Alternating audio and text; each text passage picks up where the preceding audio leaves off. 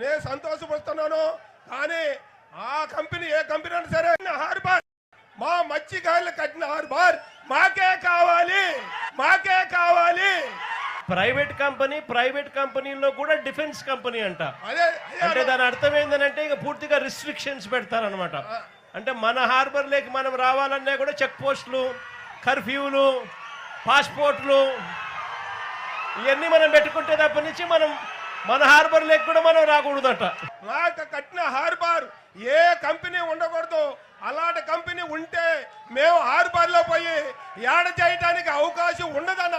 ఆ కంపెనీలు తీసేసి మా హార్బర్ మా మత్స్యకారులకి మీ తరపున చంద్రబాబు నాయుడు ముఖ్యమంత్రిగా ఉన్నారు, ఆయనకి చెప్పి అది ఆపి మీ తరపున మా మత్స్యకారులకి మా హార్బర్ మాకే ఉండేలాగా చెయ్యన్న. ఇదే నాకు కావాల్సిందన్న. ఈ కంపెనీ డిఫెన్స్ కంపెనీకి కావాలి అని అంటే పక్కన పోర్టు ఉంది, కృష్ణపట్నం పోర్టు. ఆ పోర్టులో దండిగా స్థలం ఉంది, అక్కడ కావాలంటే ఎవరికైనా కూడా ఇచ్చుకోవచ్చు. ఇక్కడ మత్స్యకారులకు మేలు జరిగించే దానికోసం 300 కోట్ల రూపాయలతో ఇక్కడ ఫిషింగ్ హార్బర్ పెట్టి ఈ ప్రాంత ప్రజలందరికీ కూడా మంచి జరగాలని చెప్పి ఆరాటపడిన పరిస్థితుల్లో వీళ్ళకు మంచి జరిగించకుండా ఇక్కడే వీళ్ళకు నష్టం చేస్తూ పెట్టడం అన్నది దుర్మార్గం అని చెప్పి కూడా ఈ సందర్భంగా చంద్రబాబు నాయుడు గారికి ఇక్కడి నుంచి మనందరి ఆవేదన కూడా తెలియజెప్పే కార్యక్రమం కూడా చేస్తాం. అదే అదే అన్న. మరే ఇంకొకటి కోరిక అంటే ఇంకా చాలా మంది మా మత్స్యకారులు మాట్లాడే వాళ్ళు ఉన్నారు, మాట్లాడతారు. ఈ సమస్య మాకు మటుకు ఆ కంపెనీ వద్దు, మా పోర్టు మాకు ఫిషింగ్ హార్బర్కు మా మత్స్యకారులు కడితే మాకే కావాలి. కానీ ఒకటన్నా ఇక్కడ కడలూరు బోట్ల గురించి కొన్ని సమస్యలు ఉన్నాయి. కడలూరు బోట్లు గతం 20 సంవత్సరాల నుంచి మనం ఎంతమంది అటు నాన్నగారు ఉన్నప్పుడైనా సరే, ఇప్పుడు చంద్రబాబు నాయుడు ఉన్నప్పుడైనా సరే మేము తెలియపరుచున్నాం అన్న. తెలియపరిచిన ఆ కడలూరు బోటుని మాకు అక్కడ ప్రభుత్వం మేము ఎంత చెప్పినా ఎలా.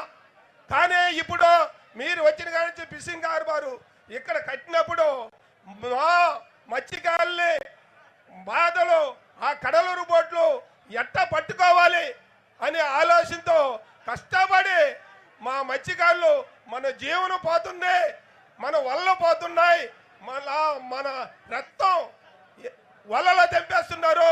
ఇలాంటిదన్నీ కూడా ఉంటే ఇప్పుడు మేమేం చేసామంటే మేము కష్టపడి బోటు పట్టుకుంటే బోటు 8 నెలలన్నా మేము ఇక్కడ కాపలా కాసింది. 8 నెలల కాపలా కాస్తే ఒక్కరకాడ ప్రభుత్వం మా కంటెత్తి చూపిన వాళ్ళు లేరు, మాకు ఏంది మీ బాధ అడిగిన వాళ్ళు లేరు. కానీ మేము ఎట్టో కాపలా పెట్టో చేసో ఏడా బోటు మేము కట్టి పెట్టుంటే మాకు పరిష్కారం చేయకుండా ప్రభుత్వం పరిష్కారం చేయకుండా మా నెల్లచ్చి చేసి ఏ రూపమో ఆ 4 బోట్లు వెళ్ళిపోయిందన్న. ఏ రూపం వెళ్ళిపోయిందో మాకు తెలీదు. కానీ మేము కాపలాకి పెట్టుండవు. ఆ కాపలా వాళ్ళ ద్వారా పోయిందో లేకపోతే ఏరే వాళ్ళ ద్వారా పోయిందో నాకేం తెలీదు. కానీ ఎవరిని కూడా అరెస్ట్ చేయలేదు ఇంతవరకు ఎవరిని అరెస్ట్ చేయలేదన్న. ఇంతవరకు బోట్లు ఎత్తకపోయినా కూడా అరెస్ట్ చేయలేదు. ఎఫ్ఐఆర్ కట్టినారు, బోట్లు సీజ్ చేసినారు. బోట్లు ఇక్కడే మన దగ్గరే ఉన్నాయి. బోట్లు మన కళ్ళ ముందరనే వీళ్ళంతా లాలూచిపడి బోట్లు సీజ్ చేసిన బోట్లు, ఎఫ్ఐఆర్ కట్టిన బోట్లు తీసుకొని పోయినా కూడా ఏ ఒక్కరిని కూడా అరెస్ట్ చేయలేదు. అన్న మాకు శాశ్వత పరిష్కారం ఏదంటే ఆ కడలూరు బోట్లు మాకు రాకుండా ఆపితే మేము ఇక్కడ బతకగలము, లేకపోతే మళ్ళీ వలసే పోవటానికి వస్తుందన్న. ఇది మా మీద గుర్తించి మీరు జగనన్న మీరు ఇప్పుడు మన సీఎంతో దృష్టికి తీసుకెళ్ళి మాకు శాశ్వత పరిష్కారం చేయాలని నేను మరీ కోరుకుంటున్నా జగనన్న. చెప్పండి, ఈ పోర్టు మనకు ఈ ఫిషింగ్ హార్బర్ మనకు హ్యాండ్ ఓవర్ చేసినారా? ఇందులో ఇక్కడ చిల్లర్ రూమ్స్, ఈ కోల్డ్ స్టోరేజ్, ఈ ఐస్ మేకింగ్ యూనిట్స్, ఈ కోల్డ్ స్టోరేజెస్ ఇవన్నీ అందుబాటులోకి వచ్చినాయా? ఇవన్నీ మనకి ఇచ్చినారా అన్న? 95% అన్న కట్టినా కూడా ఇంతవరకు ఇవ్వలేదు. అన్న 95% మీరు పూర్తి చేసి 90% మీరు పూర్తి చేసి 2 సంవత్సరాలు ఒక్క పని చేయలేదన్న. మనం 5% చేయలే అక్కడ. మనం కట్టి ఇచ్చిన తర్వాత కూడా వీటిని ఆపరేషన్ లేక తీసుకొని రాలేదన్న.